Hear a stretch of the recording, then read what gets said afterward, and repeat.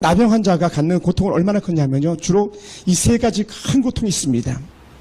그 첫 번째는 온몸이 나병이 들었기 때문에 이 사람 육체는 더 이상 소망이 없는 겁니다.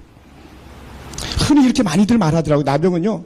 자고 일어나면 손가락 한 마디가 떨어져 나가야 되고, 자고 일어나면 한 발가락이 없어져 버리고, 그게 뒹굴고 있다는 거예요. 왜요?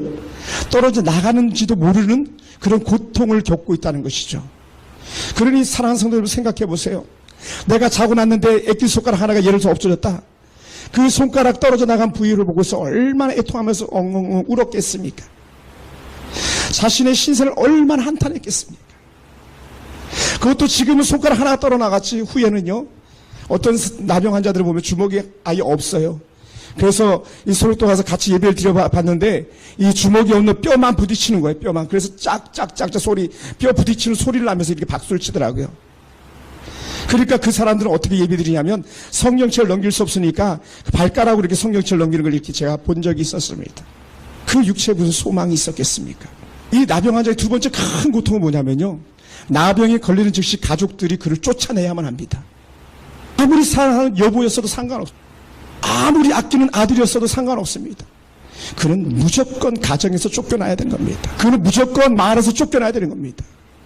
출국 당시에 이스라엘 진들이 움직일 때는 그는 이스라엘의 진 가운데 있지도 못하고 진 밖으로 멀찍이 쫓겨나야 되는 거였어요.